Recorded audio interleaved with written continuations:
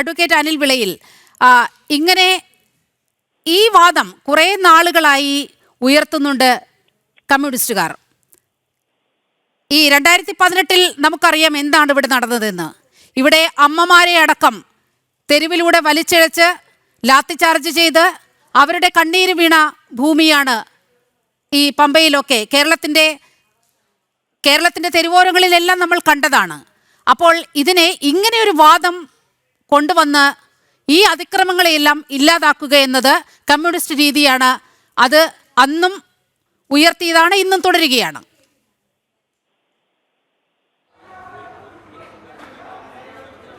അതെ, ശ്രീ ഹസ്കറിന് 3 കാര്യങ്ങൾക്ക് മറുപടി നൽകേണ്ടതുണ്ട്. ഒന്നാമത്തെ കാര്യം, അദ്ദേഹം പറഞ്ഞു ശബരിമലയിലെ സ്ത്രീ പ്രവേശന കാര്യത്തിൽ സംഘത്തിനും അല്ലെ ഭാരതീയ വിചാര കേന്ദ്രത്തിനുമൊക്കെ അനുകൂല നിലപാടായിരുന്നു എന്ന്. തീർത്തും തെറ്റായ വസ്തുതാവിരുദ്ധമായ ഏതോ വാട്സാപ്പ് യൂണിവേഴ്സിറ്റിയിൽ നിന്ന് അദ്ദേഹത്തിന് കിട്ടിയിട്ടുള്ള വിവരം വെച്ചാണ് അദ്ദേഹം പറഞ്ഞത്. സംഘം സുപ്രീം കോടതിയുടെ വിധി വന്നതിന് ശേഷം സംഘമായിക്കൊള്ളട്ടെ, സംഘത്തിൻ്റെ മുതിർന്ന കാര്യകർത്താക്കളായിക്കൊള്ളട്ടെ പറഞ്ഞത് എന്താണ്? ഇക്കാര്യത്തിൽ അവസാനത്തെ വാക്ക് എന്ന് പറയുന്നത് ഈ സുപ്രീം കോടതിയോ ഹൈക്കോടതികളോ അല്ല. ആ നിയമരംഗത്തുള്ളവരല്ല വിശ്വാസത്തിൻ്റെ കാര്യങ്ങൾ പറയേണ്ടത്. വിശ്വാസത്തിൻ്റെ കാര്യങ്ങൾ പറയേണ്ടത് ആ മേഖലയിലുള്ള വ്യക്തിത്വങ്ങളായിരിക്കണം. എന്ന് വെച്ചാൽ ശബരിമലയിലെ തന്ത്രിമാർ, അല്ലെങ്കിൽ ഹൈന്ദവ മതമേലധ്യക്ഷന്മാർ, സന്യാസി ശ്രേഷ്ഠന്മാർ തുടങ്ങിയ വ്യക്തികളൊക്കെയാണ് ഇപ്രകാരമുള്ള അഭിപ്രായം പറയുന്നത് എങ്കിൽ ശബരിമലയിലെ സ്ത്രീകളെ പ്രവേശിപ്പിക്കുന്നതിൽ തെറ്റില്ല. സുപ്രീം കോടതി എന്ന് പറയുന്ന സംവിധാനം നിയമത്തിൻ്റെ കണ്ണിൽ കൂടെ മാത്രം കാണുന്നവരാണ്. അവർ ഇക്വാളിറ്റി പറയുന്നു, സ്ത്രീ സമത്വം പറയുന്നു. അതിൻ്റെ അടിസ്ഥാനത്തിൽ പുറപ്പെടുവിച്ചൊരു ജഡ്ജ്മെൻ്റാണ്. നമ്മൾ ശ്രദ്ധിക്കുക, ഭാരതത്തിലെ ജുഡീഷ്യറിയുടെ ചരിത്രത്തിൽ ഏതെങ്കിലും ഒരു വിധി അവർ പുറപ്പെടുവിച്ചതിന് ശേഷം പുനഃപരിശോധനയ്ക്ക് വേണ്ടി എടുത്തിട്ടുണ്ടോ?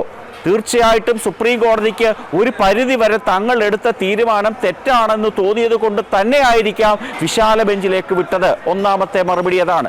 രണ്ടാമത്തെ ഒരു കാര്യത്തിൽ എനിക്ക് വിശദീകരണം കൊടുക്കേണ്ടത്, അദ്ദേഹം പറയുകയുണ്ടായി 2018 ഒരു സുവർണ അവസരം ഹൈന്ദവ ബിംബങ്ങളെ കിട്ടി. ഞാൻ ചോദിച്ചുകൊള്ളട്ടെ, ഇടതു മുന്നണിക്ക് അക്കാലത്ത് കിട്ടിയ മതേതരത്വ അല്ലെങ്കിൽ നിയമരംഗത്ത് പിന്തുണ കൊടുക്കാവുന്ന ബിംബങ്ങളായിട്ടുള്ള ബിന്ദു അമ്മണി എവിടെ, കനകദുർഗ എവിടെ, രഹന ഫാത്തിമ എവിടെ? അവരൊക്കെ അല്ലേ അക്കാലത്ത് ഇവർ പൊക്കിപ്പിടിച്ചുകൊണ്ട് നടന്ന ഇരുട്ടിന്റെ മറവിൽ ശബരിമലയിലേക്ക് കടത്തിവിടാൻ ശ്രമിച്ച ആ വ്യക്തികളെ എന്തേ ഈ പമ്പയിൽ മുഖ്യമന്ത്രി വിളിച്ചു കൂട്ടിയ സംഗമത്തിൽ പങ്കെടുപ്പിച്ചില്ല? അവർ ആർട്ടിക്കിൾ 13, 14, 21 ഒക്കെ 40 വട്ടം നാഴികയ്ക്ക് 40 വട്ടം പറയുന്നവരാണല്ലോ. അങ്ങനെയാണെങ്കിൽ അവരല്ലേ ആ സംഗമത്തിൽ പങ്കെടുക്കേണ്ടത്? തീർത്തും തെറ്റായ കാര്യമാണ്. ഹസ്കറിന്റെ കൂട്ടുള്ള മുതിർന്ന ഒരു അഭിഭാഷക സുഹൃത്താണ് അദ്ദേഹം പറയുന്നത് തീർത്തും വസ്തുതാവിരുദ്ധമായ കാര്യം തന്നെയാണ്.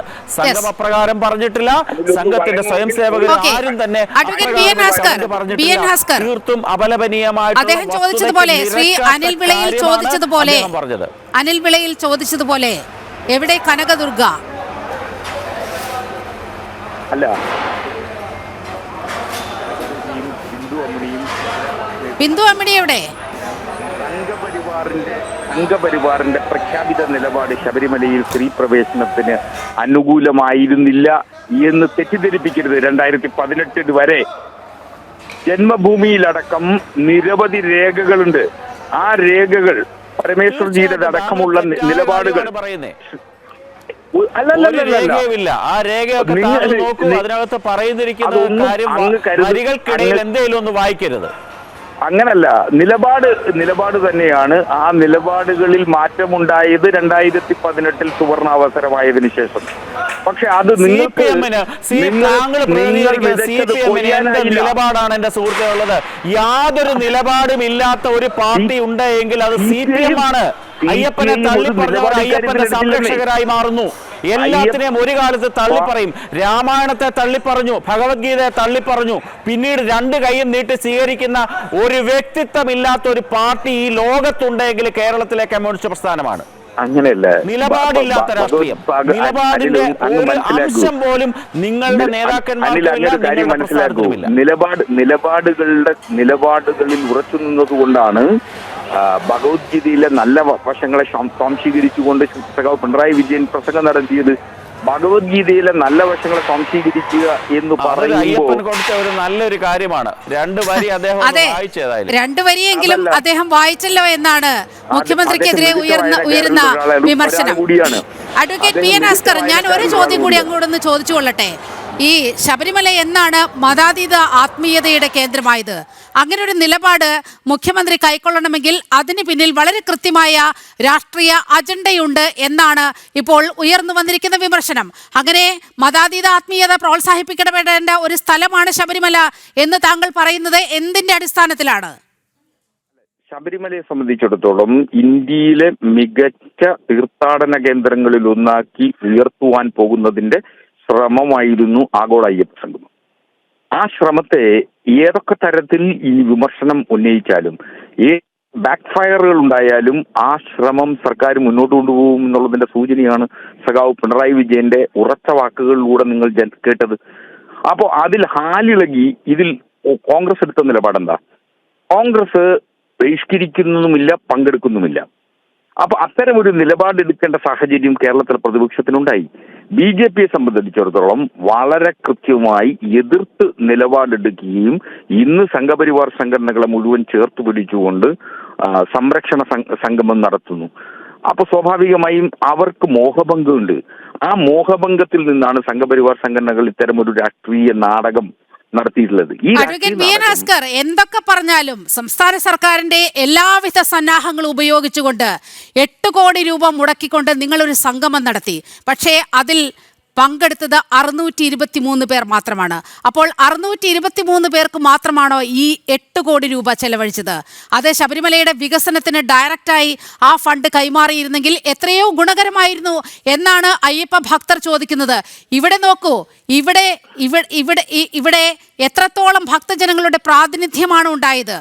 നിങ്ങൾ സൂചിപ്പിച്ചതുപോലെ NSS നിങ്ങളെ പിന്തുണച്ചു എന്ന് പറഞ്ഞു, SNDP യോഗം പിന്തുണച്ചു എന്ന് പറഞ്ഞു.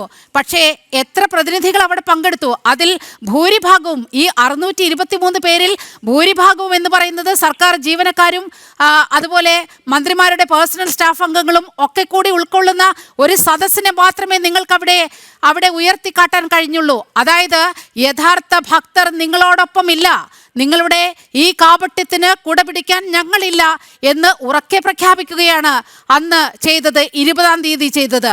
അതിന് മറിച്ചുള്ള അനുഭവമാണ് ഇന്ന് നമ്മൾ പന്തളത്ത് കണ്ടത്. അല്ല, ഏറ്റവും അടിസ്ഥാനപരമായി മനസ്സിലാക്കേണ്ടതും ഏറ്റവും അടിസ്ഥാനപരമായി ചിന്തിക്കേണ്ടതുമായിട്ടുള്ള വസ്തുത എന്ന് പറയുന്നത് യഥാർത്ഥ അയ്യപ്പ വിശ്വാസികൾ ആരോടൊപ്പം ആണ് എന്നുള്ളതിനല്ല സർക്കാരും ദേവസ്വം ബോർഡും ഇത്തരം ഒരു ആഗോള അയ്യപ്പ സംഗമം സംഘടിപ്പിച്ചത്. ഭക്തരെ ചേർത്ത് പിടിക്കാനോ ഭക്തരെ സ്വാധീനിക്കുന്നതിനു വേണ്ടിയിട്ടാണോ എന്ന തെറ്റിദ്ധാരണയിലാണ് ഇന്ന് നടന്ന സംരക്ഷണ സംഗമത്തിന്റെ പ്രത്യേകത എന്ന് പറയുന്നത്. അതുകൊണ്ടാണ് കണക്കെടുപ്പുകളിലേക്കും മറ്റും ആളുകളുടെ കണ്ണുകൾ ചെന്നെത്തുന്നതും AI അടക്കമുള്ള സാങ്കേതിക വിദ്യ ഉപയോഗിച്ച് തെറ്റിദ്ധാരണ പരത്തുന്ന തരത്തിൽ സമൂഹത്തിൽ ആഗോള അയ്യപ്പ സംഗമത്തിൽ ആളില്ലാതിരുന്നു എന്ന വ്യാഖ്യാനം ഉണ്ടാക്കാൻ ശ്രമിക്കുകയും ചെയ്യുന്നു എന്നുള്ളതാണ് വസ്തുത.